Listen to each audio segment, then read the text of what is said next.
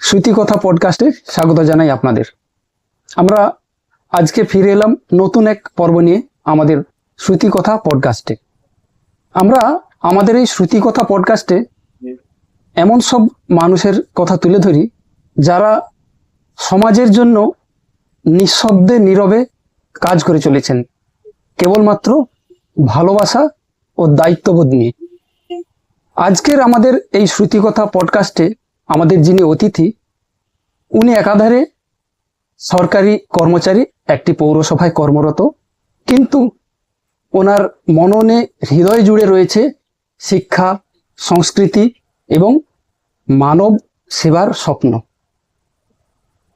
উনি প্রতিষ্ঠা করেছেন বিদ্যাসাগর আশ্রম কুঠি, এক সামাজিক অভিনব উদ্যোগ।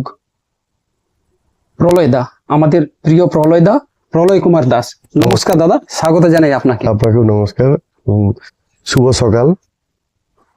আচ্ছা দাদা, আমরা অনেকেই জানি আপনার এই সংস্থাটির কথা, কিন্তু আমরা একটু জানতে চাই, আপনি একজন সরকারি কর্মচারী, পেশাগতভাবে ওখানে আপনি কাজকর্ম করেন, কিন্তু আপনার এই যে মানবিক যে সংস্থাটি রয়েছে বিদ্যাসাগর আশ্রম কুঠি, এর তৈরি হওয়ার পেছনে মূল প্রেরণা কি, এটা আমরা জানতে চাই। প্রথমে আপনাকে একটু বলি যে এটা আমার নয়, এটা আমাদের আমাদের Mahishadal Vidyasagar social welfare society. এখানে বহু মানুষের, দেশ বিদেশের বহু মানুষের সেন্টিমেন্ট জড়িয়ে আছে। হ্যাঁ, আপনি যেটা বললেন যে শুরুটা কিভাবে হলো, শুরুটা হওয়ার পেছনে হয়তো কিছু ব্যাকগ্রাউন্ড আছে, সেটা হয়তো আমার জীবনের কিছু কাহিনী। তো আমার পড়াশোনা এইচএস করার পরেই আমার বাবা আমাকে একটা কাজে ঢুকে দেয়, সেটা হলদিয়াতে। কিন্তু পরবর্তী সময়ে আমি মনে করি যে আমার পড়াশোনাটা করতে চাই আমি। তো বাড়িতে যখন আমি এটা বললাম, বাড়ির লোক বলল যে তুমি তোমার পড়াশোনা করো, আমার তাতে কোনো অসুবিধা নেই, তুমি তোমার নিজের খরচায় পড়াশোনা করো।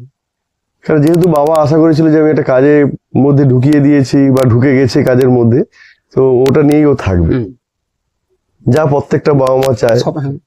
কিন্তু আমি চেয়েছিলাম এডুকেশনটাকে এগিয়ে নিয়ে যাওয়ার জন্য। তো তখন থেকেই লড়াইটা শুরু। তো সেই লড়াই শুরু হতে হতে আমি যখন ফার্স্ট ইয়ারে আমার এক বন্ধুকে বলতে, সে ভর্তি করে দেয়।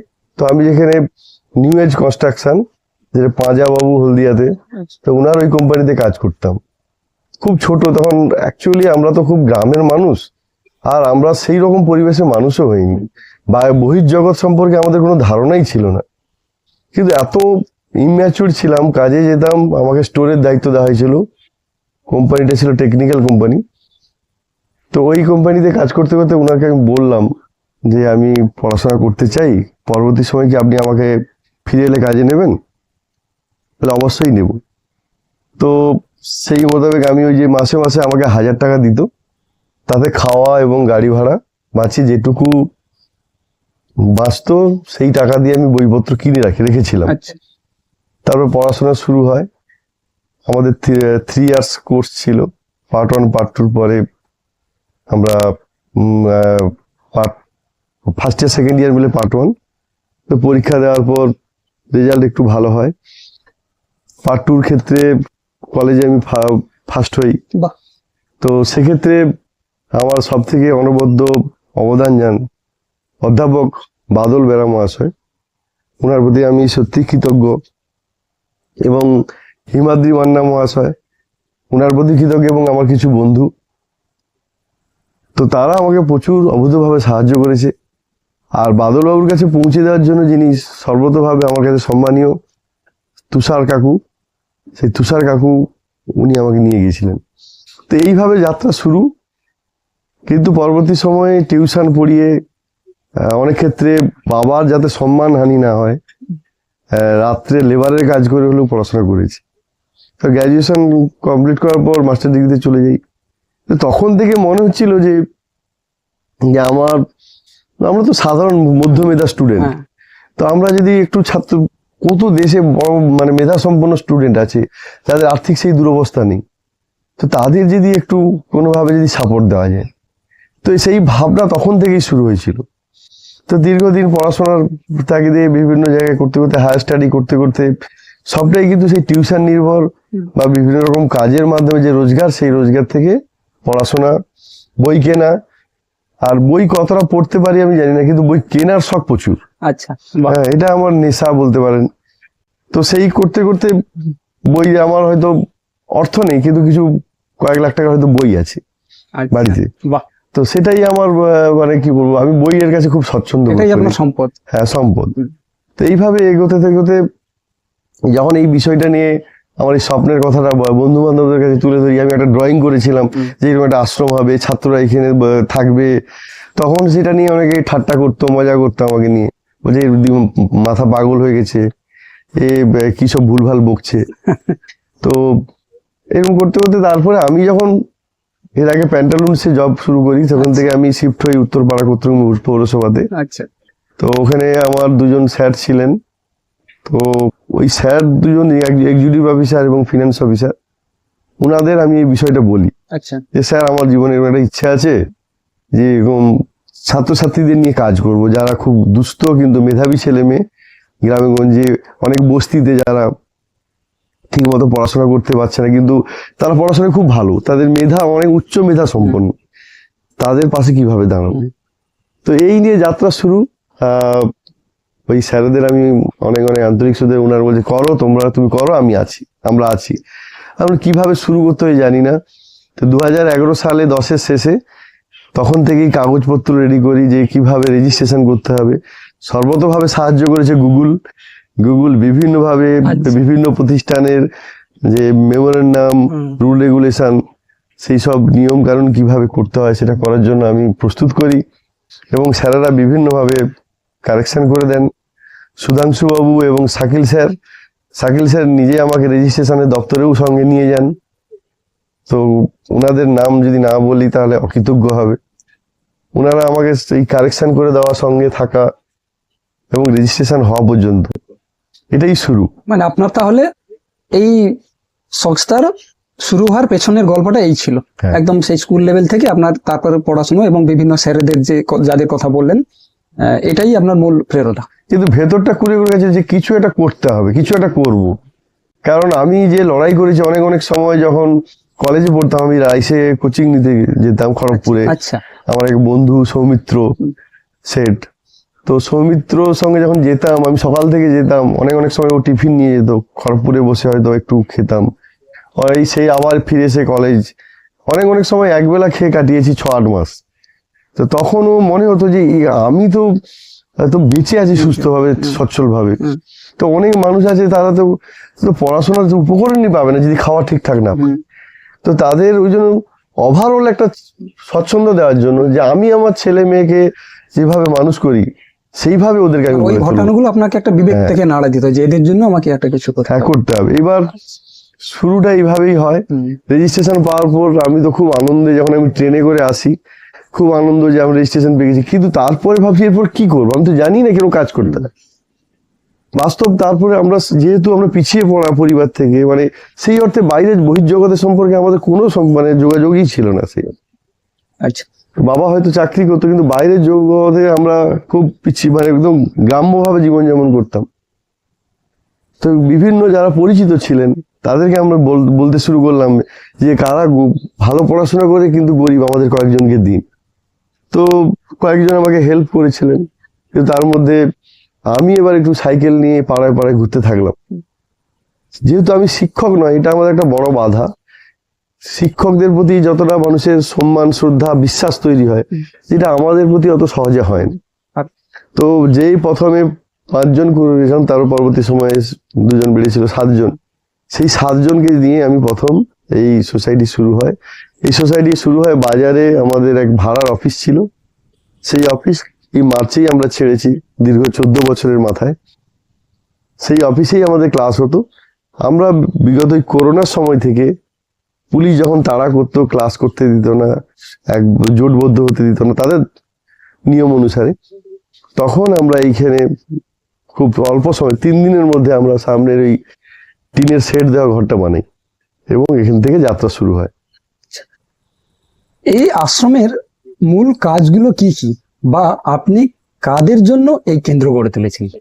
এই আশ্রমের মূল আমরা তখন বন্ধুদের নিয়ে যখন করতে যাই, যখন মিনিমাম 7 জন তো কমপক্ষে লাগবে রেজিস্ট্রেশন করার জন্য, আচ্ছা আচ্ছা কিন্তু আমি কাউকেই পাচ্ছিলাম না। কিন্তু আমাদের একটা ভাবনা ছিল, যারা কোনো দলমত নির্বিশেষে আসবে তাদেরকে নিয়ে আমরা একটা এই মেম্বারশিপটা দেব। আচ্ছা তো সেই সঙ্গটা খুব কঠিন ছিল পাওয়াটা।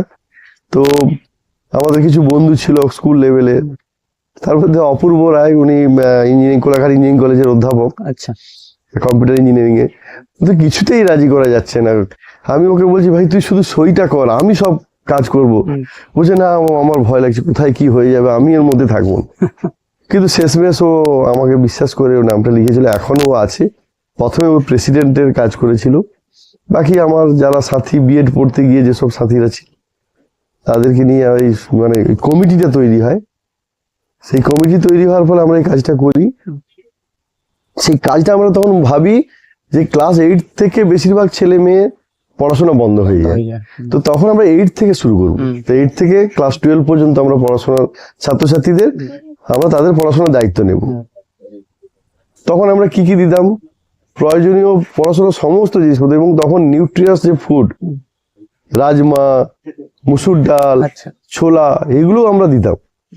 এখন হয়তো এত ছাত্রছাত্রীর পরিধি বেড়ে গেছে, আমরা এখন আর দিতে পারি না। এবং তখন আর্থিক এত অসচ্ছলতা ছিল, আমাদের তো মানুষ তখন বিশ্বাস করতো না। তো সেই প্রথম, তো সেই হিসাবে আমরা প্যারামিটার ঠিক করলাম, ক্লাস 8 থেকে 12 যে ক্লাসে পড়বে তার পেছনে 3টে ক্লাসে 75% নম্বর থাকতে হবে। এবং যে পরিবারের যে পরিবারের রোজগার 100 টাকা, যেহেতু 100 দিনের কাজ ছিল তখন, তো প্রত্যেকদিন যদি 100 টাকা মানে সব দিনই কাজ পায়, তাহলে 30 দিন যদি কাজ হয়, তাহলে আমরা 3000 টাকা যাদের পারিবারিক রোজগার, সেটা দিয়ে শুরু করেছিলাম। পরবর্তী সময় যখন আমাদেরই ছেলে মেয়ে হায়ার স্টাডি করতে চাইছে বা পড়াশোনা শেষ করে, তখন আমরা পুরোটা খুলে দিই। তখন আর হায়ার লিমিটেশন আর কিছু রাখা নেই। ওই জন্য ক্লাস 8 থেকে এখন পিএইচডি লেভেল পর্যন্ত সমস্ত ছাত্রছাত্রীরা এখানে পড়াশোনা করে। ছাত্রছাত্রীদের এখানে বিনামূল্যে পড়াশোনা করানো হয়। হ্যাঁ, আপনি বা আপনার টিম শিক্ষক বা স্বেচ্ছাসেবক কিভাবে সংগ্রহ করেন?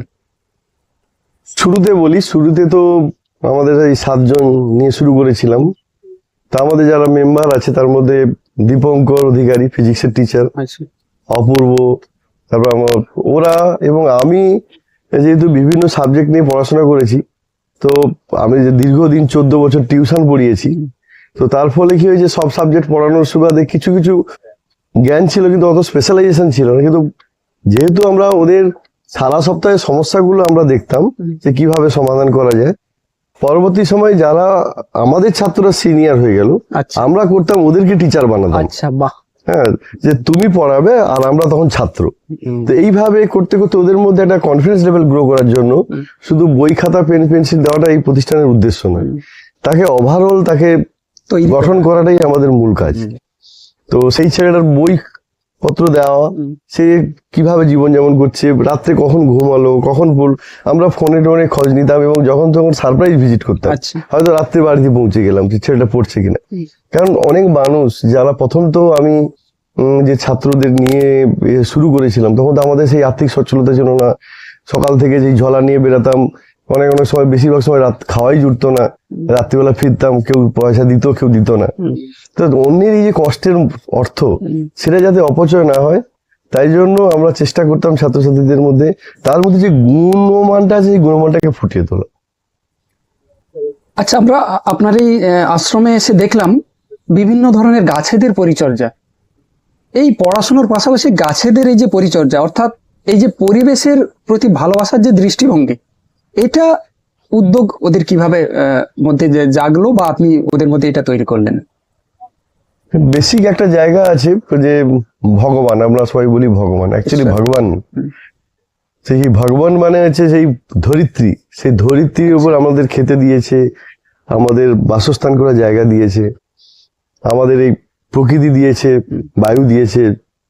তো সবটাই এর মধ্যে কিন্তু সেই অক্সিজেন, আমরা বলি না একটা সুস্থ অক্সিজেন চাই, বাঁচার অক্সিজেন, আমরা শুধু ওই অক্সিজেন নয়, পরিবেশ। তো পরিবেশের মূল উপাদানই হচ্ছে গাছ। আর ছাত্রদের মধ্যে আমি এই মোটিভেশনটা যদি না তৈরি করা হয়, তাহলে শুধু বই পড়ে নম্বর পাওয়াটাই হবে, তাহলে প্রকৃতিকে চিনতে পারবে না। ঠিক। আর আমরা সবসময় চেষ্টা করি, বা ব্যক্তিগতভাবে আমি তো প্রথম থেকে এগুলো পাইনি, কিন্তু ইচ্ছে ছিল আচ্ছা। যে পড়াশোনার সঙ্গে সঙ্গে সে তার যেন ব্যবহারিক দিক থাকে, সে হাতে নাতে যেন করতে পারে। তো তাই জন্য ছাত্রছাত্রীরা যে সরাসরি গাছ লাগানো হয়, আপনি যে খালপাড়টা দেখছেন, এই খালপাড়টা একদিন জঙ্গল ছিল, আজকে ছাত্রছাত্রীদের ক্লাস ওয়াইজ ভাগ করে দেওয়া হয়েছে, সেই ক্লাস ওয়াইজ তারা কিন্তু একটু একটু করে গাছগুলো লাগিয়েছে, তারা পরিচর্যা করে প্রত্যেক রবিবার, যেহেতু এখানে প্রতি রবিবার করে ক্লাস হয়। আচ্ছা। তাই জন্য ওরা রবিবার করে পরিচর্যা করে, মাঝে মধ্যে ওরা আসে টিম করে করে, আচ্ছা। যে কোনো গাছে জল দিতে হবে কিনা, বা কোনো গাছে পোকা লেগেছে কিনা ইত্যাদি এসব দেখার জন্য করে। আর গাছ না থাকলে আপনি দেখবেন এই গাছে যে এত গাছ এক্ষুনি সরিয়ে দিন, দেখবেন অন্যরকম হবে। যখন একটা মা বা মেয়েরা যখন অলংকার পরবে, তাকে যখন পরবে, তো এই অলংকার হচ্ছে এই পরিবেশের গাছ। সেই জন্য এই অলংকারটা না থাকলে দেখবেন টবগুলো সরিয়ে দিন, পুরো খালি খালি লাগে। ঠিক। তখন আর আমাদের এই আশ্রম কুঠি সেই মর্যাদা বা মান থাকবে না। গান, কবিতা, আবৃত্তি, এই যে সাংস্কৃতিক চর্চাগুলো আপনি কেন গুরুত্বপূর্ণ মনে করেন ছোটদের জন্য? ছোটদের জন্য আমরা তো সেই পরিবেশে মানুষ, কিন্তু আমি যখন কলেজে পড়ি তখন ওই ভারত সেবাশ্রম সংঘের একজন সন্ন্যাসী ছিলেন, উনি ওখানে গান শেখাতেন। তো আমি গান শিখতে গিয়েছিলাম, ভেতর থেকে ইচ্ছা যে গান শিখবো, কিন্তু বললাম যে আমরা তো সেই রকম পরিবেশে মানুষ হয়নি। তো তাও ছেদ পড়ে যখন ইউনিভার্সিটিতে পড়তে চলে যাই, তো তখন ভাবতাম যে মানুষ শুধু বই পড়া হলে তার যে আমাদের ষড়রিপু আছে সে তখন অন্য দিকে চলে যেতে পারে, তাকে একমাত্র একটা নির্দিষ্ট জায়গায় কনসেন্ট্রেট করতে পারে বিভিন্ন রকম সাংস্কৃতিক চর্চা। সাংস্কৃতিক চর্চা করলে কি হয়, একটা ছাত্র বা ছাত্রীর ভেতরে যে খারাপ ভাবনাগুলো আছে সেগুলো সংস্কারিত হয়। আচ্ছা। তো সেই সংস্কারিত যদি হতে হয় তাহলে সাংস্কৃতিক চর্চা করতে হবে। আর সাংস্কৃতিক চর্চা মানে এইগুলো গান, নাচ, আবৃত্তি, অভিনয়, নাটক, বিভিন্ন বিষয়। তো এই বিষয়গুলো ছাড়া তো সাংস্কৃতিক চর্চা হয় না। তো সাংস্কৃতিক চর্চা, তো এই জন্য আমাদের প্রথম বছর যেদিন থেকে আমরা প্রজ্ঞানন্দে বাৎসরিক অনুষ্ঠান হয় আমাদের, সেই অনুষ্ঠানটা হয় হিসেব দেওয়ার অনুষ্ঠান। সারা বছর মানুষ যে অর্থ দেয়, সেই অর্থের ওই দিন আমরা হিসেব তাদের হাতে তুলে দিই, এবং ওই দিন আমাদের প্রত্যেকটা ছাত্রছাত্রীকে মঞ্চে উঠতে হয়। আচ্ছা। মঞ্চে কোনো না কোনো পারফর্ম করতেই হবে, বাধ্যতামূলক। কিন্তু ওরা করতে চায় না, যেহেতু ওদের পরিবেশ, যে পরিবার থেকে এসেছে ওদের তো সেই চর্চা নেই। কিন্তু আমরা বিভিন্ন রকম যারা আছেন, আবৃত্তি স্যার, নাটকের স্যার, নাচের দিদিমণি, তারা কিন্তু সবাই খুব সাহায্য করেন, এবং ওই জন্য ওই ছাত্রছাত্রীরা মঞ্চে ওঠে, এবং মঞ্চে ওঠার ফলে তার মধ্যে যে দৃঢ়তা তৈরি হয়, ইন্টারভিউর ক্ষেত্রে তারা অনেক অনেক বেশি সুবিধা পায়। এবং এটাও একটা ব্যাকগ্রাউন্ড যে কেন ওদেরকে আমি মঞ্চে তুলি, কারণ আমিও পিছিয়ে পড়া, আমার মধ্যে যে জড়তাগুলো ছিল, যে ছেলে মেয়ে যদি একবার মঞ্চে পারফর্ম করে, আমি দেখেছি পরের বছর তার বডি ল্যাঙ্গুয়েজ পুরো চেঞ্জ হয়ে যায়। এই ভাবনা নিয়েই, ওভারঅল এই ভাবনা নিয়ে কিন্তু এই সাংস্কৃতিক চর্চা প্রত্যেকেরই প্রয়োজন। প্রত্যেকেরই প্রয়োজন। দারুণ কথা বললেন। কিন্তু এই যে এত বৃহৎ কর্মকাণ্ড, এই বৃহৎ কর্মকাণ্ড পরিচালনা করতে গিয়ে আর্থিক বা সামাজিক কোনো চ্যালেঞ্জের কখনো সম্মুখীন হয়েছেন? হ্যাঁ, এটা তো হওয়া স্বাভাবিক। আর্থিক এবং সামাজিক চ্যালেঞ্জের তো অবশ্যই সম্মুখীন হয়েছি। সামাজিক ভাবে এটা বেশি বেশি প্রকট করব না, অনেকের হয়তো এটা খারাপ লাগতে পারে।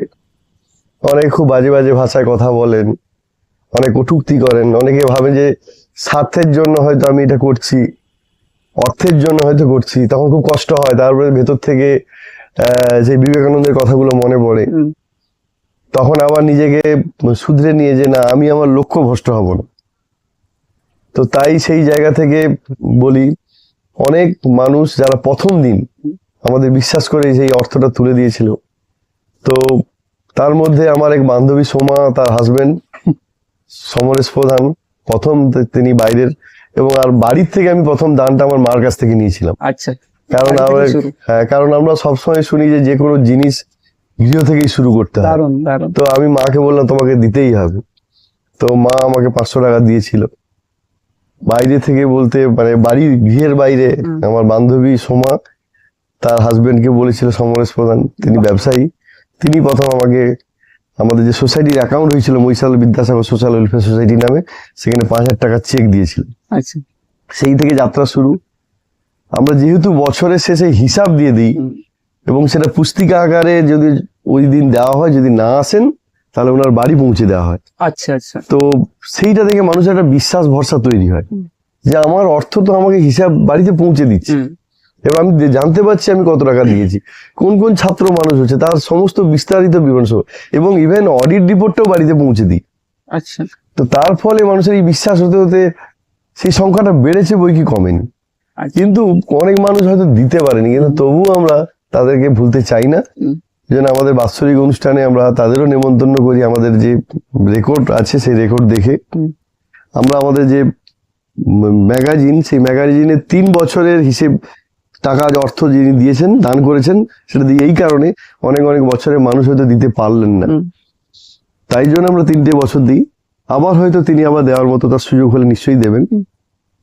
আর আন্তরিকভাবে বলছি, আমরা কাউকে জোর করি না, অনুরোধ করি, সেইভাবেই মানুষ এগিয়ে আসেন।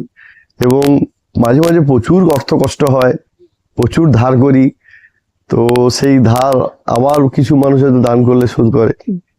তো বলতে খারাপ লাগলো, অনেক অনেক ক্ষেত্রে মিসেসের গয়নাও বন্ধক দিয়েছি। আচ্ছা। আর অনেক ক্ষেত্রে হয়তো আমার লাস্ট এই পাঁশকুড়ার বন্যার পর বাড়ি বন্ধক দিয়েছিলাম। জানি না, হয়তো আপনাদের সবার আন্তরিক সহযোগিতায় হয়তো আবার সব ঠিক হয়ে যাবে। মানে অনেক কিছু চ্যালেঞ্জ আছে, কিন্তু চ্যালেঞ্জ ঠিক তার সেই বাধা আপনি টপকেও যান বিভিন্ন ভাবে। যেহেতু ভেতর থেকে একটা খিদে আছে, আনন্দ আছে, আর আমার ওই মানে ছাত্ররা না এলে যেন খুব কষ্ট হয়, আর ওদেরকে নিয়েই, ওদেরকে অনেক অনেক সময় ভালো করার জন্য বকি, ওরাও আমার উপর খুব রাগ করে, কিন্তু ওরা আবার যা চায় কিন্তু যে এক্ষুনি এটা খাবো, আমি যদি ধার করে হলেও ওদের খাবো, এক্ষুনি দই খাবো, দই খাবে, বল তুই কি করবি। এইভাবে ছেলে মেয়েদের পাশে থাকার চেষ্টা, কারণ ওরাও আমার সন্তান।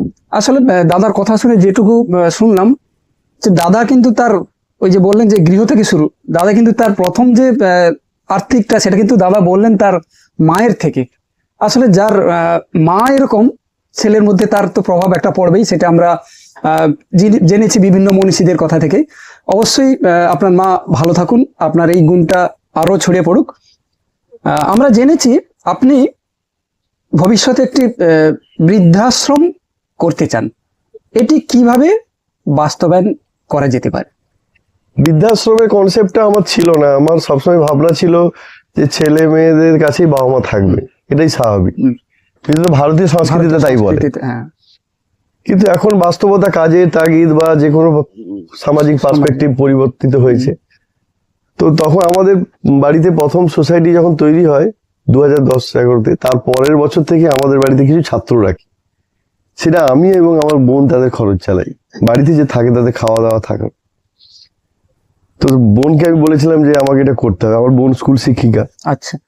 গোপীবল্লভপুরে ওইদিকে স্কুলের শিক্ষিকা, বাংলা শিক্ষিকা। তো ও আমাকে পাশে দাঁড়িয়েছে সেই প্রথম থেকে। সব ছাত্ররা যখন আমাদের বাড়িতে থাকতো, তো আমার থেকে আমার বাবা মার সঙ্গে তাদের দেখে একটু সম্পর্ক বেশি ছিল। আচ্ছা। ঠাকুমা একটু কি রান্না আছে দাও না, আচার হয়েছে। কারণ আমরা হয়তো বলতাম এই পড়তে বস, এটা করবি না, ওটা করবি না, এই যে অনুশাসনের মধ্যে বেঁধে রাখা। কিন্তু ওদের কাছে তো এই বাধা ধরার মধ্যে থাকা নেই। তখন আমি ভাবলাম যে এটা একটা বিষয়। আবার যখন অন্যান্য বৃদ্ধাশ্রমে যাই, আমার অফিসের উল্টো দিকে একটা বৃদ্ধাশ্রম আছে, বা অন্যান্য আমি বৃদ্ধাশ্রমে ভিজিট করি আমার নিজের নলেজ সংগ্রহ করার জন্য, জ্ঞান সংগ্রহের জন্য, ওদেরকে দেখি সারাদিন সব কিছুই আছে, কোনো অভাব নেই। ওনার ছেলেমেয়েরা বড় বড় জায়গায় আছেন, উনিও বড় বড় জায়গাতে চাকরি করতেন বা অর্থবান, কিন্তু তিনি বৃদ্ধাশ্রমে আছেন, তাদের মধ্যে খুশি নেই। তখন আমি ভাবলাম যে এই বাচ্চাদের খুশি হচ্ছে ঠাকুমা দাদু, আর এই ঠাকুমা দাদুদের খুশি নাতি নাতনি। একদম। তো আমরা যদি এই নাতি নাতনিদেরকে ঠাকুমা দাদুর সঙ্গে মেলবন্ধন ঘটাতে পারি, তাহলে এটা একটা অন্য রকমের বৃদ্ধাশ্রম তৈরি হবে। তো এই ভাবনাটা যখন কমিটির কাছে বললাম, কমিটি রাজি হলো না, বলছে না না এসব হবে। কিন্তু বেশিরভাগ কাজটা তো আমাকেই করতে হয়, কিন্তু সমাজের মাটির গন্ধের অনুযায়ী আমার মনে হয় এটা খুব প্রয়োজন। কিছু কিছু মানুষ খুব বলেন যে বাবা তুমি এটা ভাবছো ভালো, তুমি করো, আমরা থাকবো। অলরেডি 4-5 জন তো মানে কি বলবো অপেক্ষা করে আছেন যে কবে বৃদ্ধাশ্রম হবে। একজন তো আমাদের সঙ্গে সম্পর্কই ত্যাগ করে দিয়েছে, যে তিনি আমাকে বলেছিলেন যে আমি মেয়ের বাড়ি যাবো না, কিন্তু তোমার এইখানে থাকবো, আমি ছাত্রদের সঙ্গে থাকবো।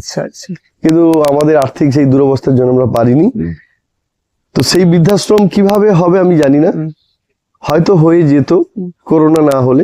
কারণ হলদিয়াতে যে পেট্রোনাস কোম্পানি আছে, ওখানে আমাদের অমল বিকাশ দাস যিনি একজন এমপ্লয়ি, উনি আমাকে নিয়ে গিয়েছিলেন। তো উনি নিয়ে যাওয়ার পর ওখানে মোহাম্মদ আলম সাহেব ছিলেন এমডি, উনি রাজি হয়েছিলেন। উনি পুরো আমাদের 4000 square feet ground floor 51 lakh sanction করার মতো পরিবেশ তৈরি হয়েছিল, আর্কিটেক্ট দিয়ে প্ল্যান করা হয়েছিল। কিন্তু পরবর্তী সময় করোনার অক্সিজেনের ক্রাইসিস হয়, সবকিছু চেঞ্জ হয়ে যায়। তখন সেই অর্থ তারা ওইদিকে করে দেয়। পরবর্তীকালে স্যারও চলে যান ট্রান্সফার হয়ে, তারপরে আর যোগাযোগ হয়ে ওঠেননি। পরবর্তীকালে স্টেট ব্যাংকের বিভিন্ন অ্যাঙ্গেলে আমরা যোগাযোগ করি, কিন্তু যেহেতু অনেক বড় প্রজেক্ট, সেও কেউ এগিয়ে আসেননি। কিন্তু এই যে ভাবনাটা দাদু ঠাকুমার সঙ্গে নাতি নাতি থাকবে, যেহেতু এনারা একটু শিক্ষিত মানুষ হন, তো বৃদ্ধাশ্রমে থাকবেন, তো ওই শিক্ষিত দাদু ঠাকুমারা যদি আমাদের ছেলে মেয়েদের পড়ান, তাহলে গুরুকুল শিক্ষা যে ব্যাপারটা, ঠিক। সেই ভাবনাটা আবার নতুন করে জাগরিত হবে। আর আপনাদের জ্ঞাতার্থে বলি, এটা কোনোদিন স্কুল কলেজ হবে না, এটা সেই বাড়ি হবে, আশ্রম বাড়ি। সেই বাড়িতে থাকবে, পড়াশোনা করবে, তার নিজের মতো জীবনযাপন করবে, কিন্তু পাশাপাশি স্কুল কলেজে পড়াশোনা করবে। খুব ভালো কথা একটা বললেন। আপনার এই কথার রেস ধরেই বলি, আপনার ভবিষ্যতের এই পরিকল্পনা সফলতা পাক, আমরা সবাই মিলে চেষ্টা করব। আপনার এই বৃহত্তর কর্মকাণ্ডে সমাজের সাধারণ মানুষ কিভাবে যুক্ত হতে পারেন, বা ওদের থেকে কিভাবে আপনি সাহায্য পেতে পারেন, বা ওরা কিভাবে আপনাকে সাহায্য করতে পারেন, এটা যদি একটু বলেন। সাহায্য সবাই করতে পারে, এই প্রতিষ্ঠানে আসার জন্য কারো বাধা নেই, আচ্ছা, কারণ এটা একটা সামাজিক প্রতিষ্ঠান। আর যেহেতু ছাত্রছাত্রী আছে, অবশ্যই আসতে পারে। ছাত্রছাত্রীরা হচ্ছে আমাদের গাছের মতো, গাছ যেমন প্রাণ দেয়, ছাত্রছাত্রী যে বা সন্তান যাদের বাড়িতে শিশু থাকে, তাদের বাড়িতে প্রাণের সঞ্চার ওরাই করে। তো যে কেউ আসতে পারে। আমরা তো যেহেতু দুয়ারে দুয়ারে বাড়ি চাই, কিন্তু যেহেতু মানুষ অতটা জানতেন না, এখন একটু একটু করে জানছেন। অনেক মানুষ আগ্রহ করেও এসে দিয়ে যায়, আচ্ছা, বা আমাদের ডাকেন। আবার কিছু কিছু মানুষ আছে মাসে মাসেও দেন। আচ্ছা, হ্যাঁ, তার মধ্যে আমাদের যে গ্যাসের দোকান আছে বাবুদা, আবার এদিকে ভবেশ বাবু, ইলোরাদি, অনেকেই আছেন, তারা মাসে মাসে, দীপক দা বাসুলিয়ার, ওনারা কিছু বলতে হয় না। প্রবুদ্ধ বাবু হলদিয়াতে, উনি আইএসসির এমপ্লয়ি, অবসর নিয়েছেন।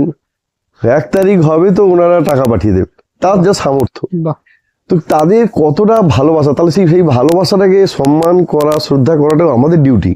কারণ টাকাটা আমার নয়, ঠিক। টাকাটা আমরা হয়তো পরিশ্রম করছি, লড়াই করছি, কিন্তু ওনারাও কিন্তু ব্যাকডোর থেকে লড়াই করছেন।